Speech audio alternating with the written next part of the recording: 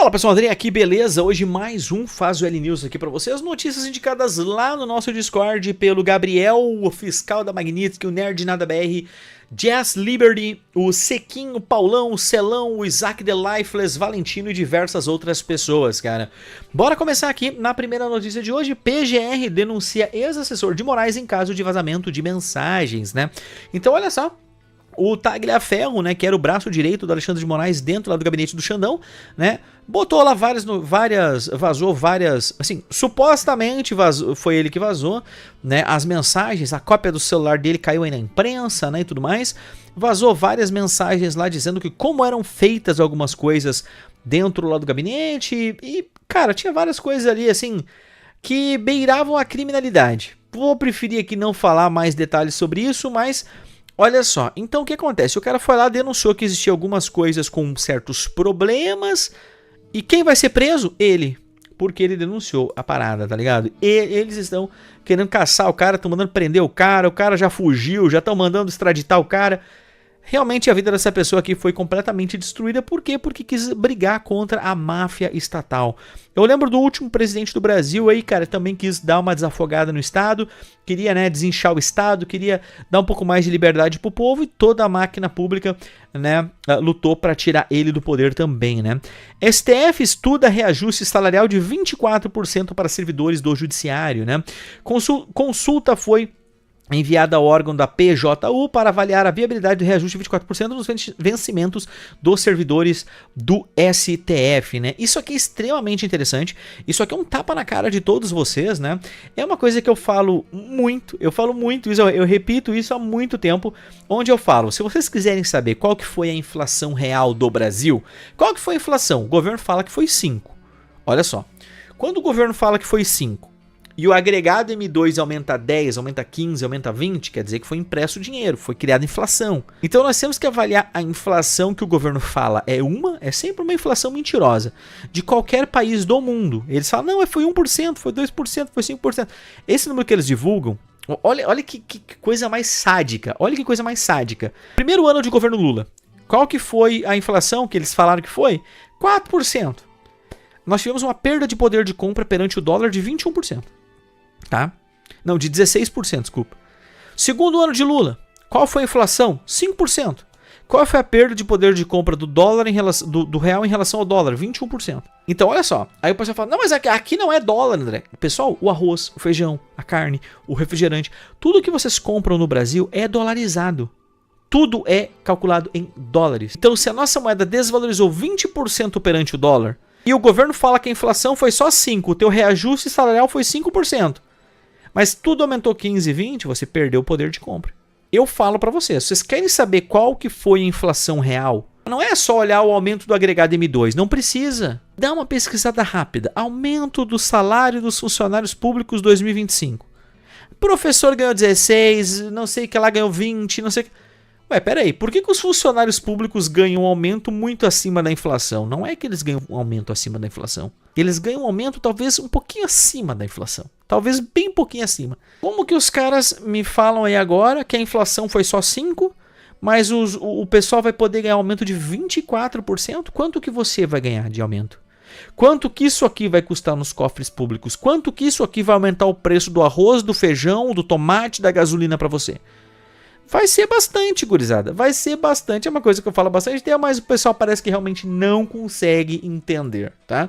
Aí, André, mas o pessoal fica um ano sem aumento, que fique 10, cara. Que fique 50, que acabe isso aqui.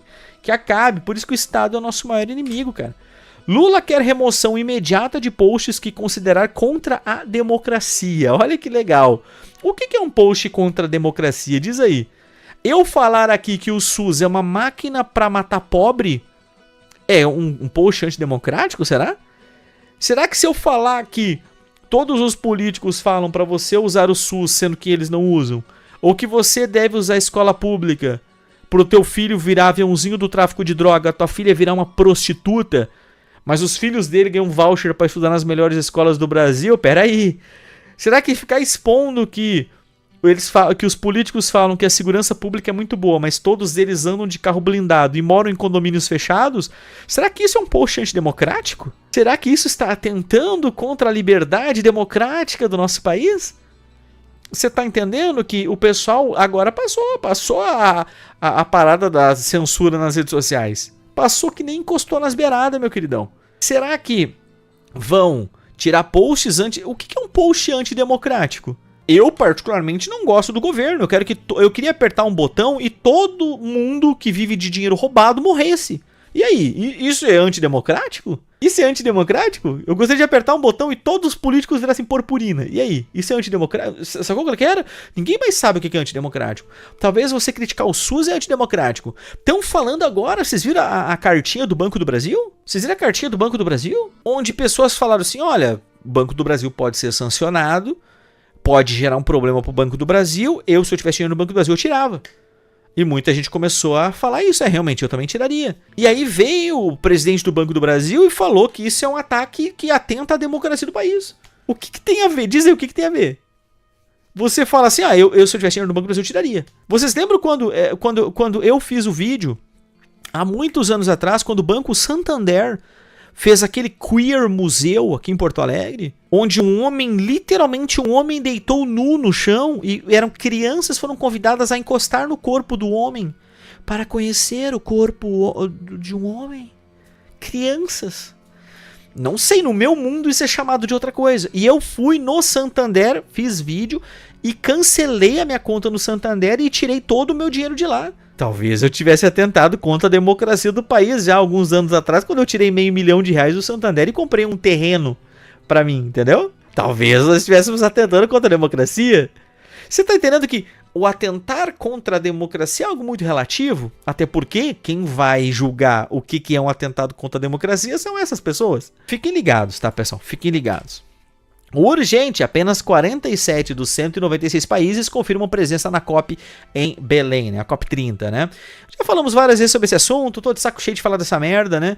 Mas, cara, é isso aí, cara. O que esperar, né, cara? Por que o Brasil quis fazer a COP 30 em Belém? Por que não fazer em São Paulo, no Rio de Janeiro, ou em algum outro lugar que tenha saneamento básico para mais de 50% da população? Já seria bom, entendeu? Não, vamos fazer lá, porque assim dá para fazer umas obras, assim dá para liberar um dinheiro, assim dá para fazer algo... Ai, cara, por que Deus não volta com 2 metralhadoras .50 no lugar dos braços, cara?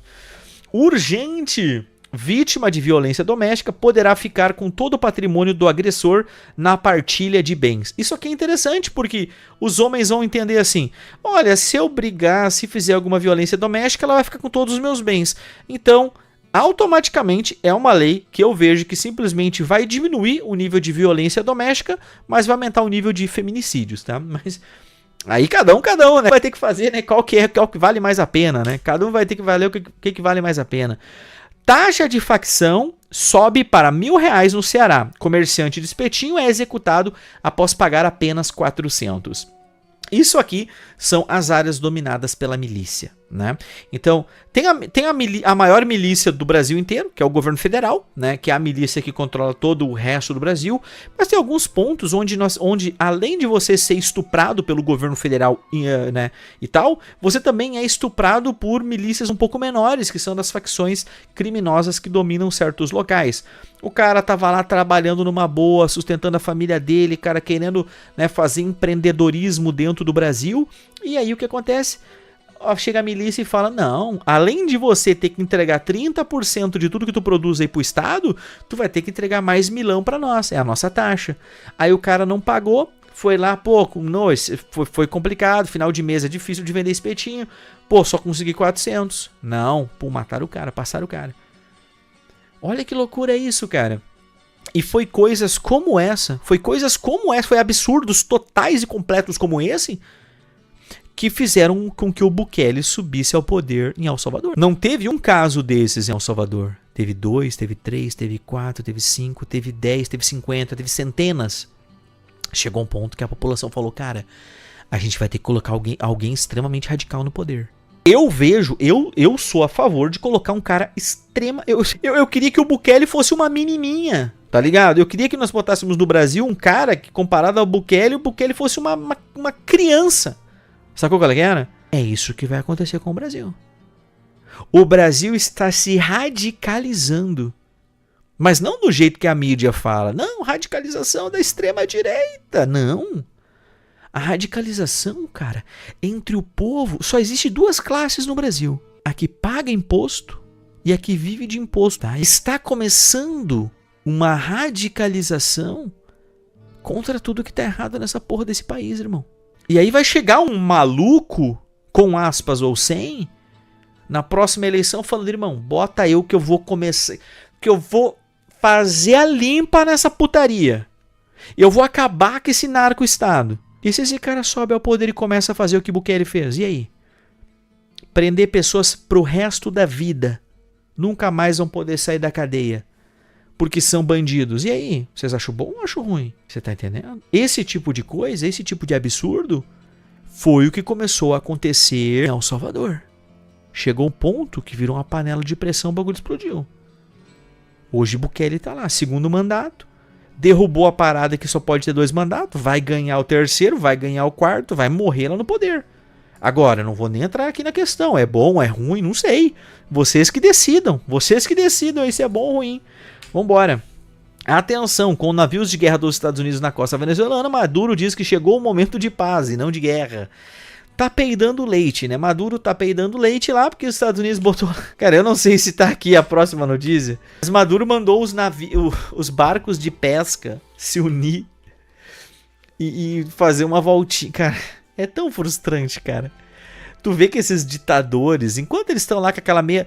Esses ditadores, né? Assim como Maduro e vários outros na América Latina aqui, enquanto eles estão mandando ali naquela miliciazinha deles, enquanto o povo não tem arma e somente eles têm, entendeu? É tudo muito fácil. Hitler fez a mesma coisa na Alemanha.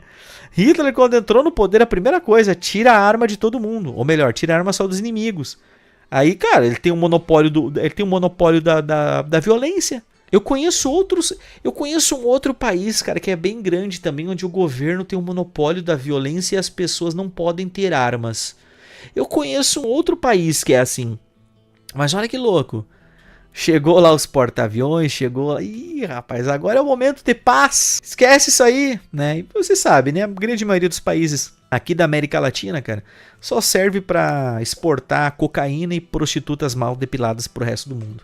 Gilmar mandou o hospital indenizar mulher denunciada por fazer aborto, né? E esse caso aqui, tá valendo notícia ali, é um caso extremamente interessante, né? Onde o aborto no Brasil, você sabe, ele é crime, né? É crime no Brasil, aborto, né? Hoje é crime, já era.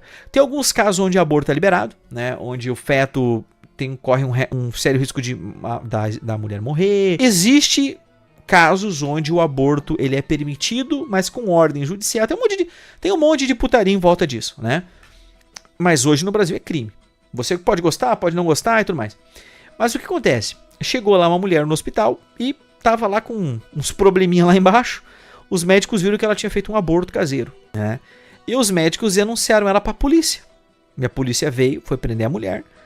E a mulher colocou o hospital na justiça. O hospital teve que pagar 10 mil reais de indenização para ela por ter vazado esses dados, né? Médicos, né? Hoje médicos não podem deixar vazar dados, né? Os dados médicos eles são altamente sigilosos, né? Menos os do Bolsonaro, né? Os do Bolsonaro, a gente sabe até a cor daquele cu, né, irmão? Menos os do Bolsonaro, da família Bolsonaro, né? Menos, se tiver Bolsonaro no nome, todo mundo sabe tudo, né, cara? Mas o resto da população, não. O resto da população a gente tem que cuidar, né? Mas, aqui nesse caso, eu não vou nem questionar se o Gilmar Mendes está certo aqui ou não. Eu tenho certeza que muitos de vocês aí vão ter opinião se estava certo e tudo mais.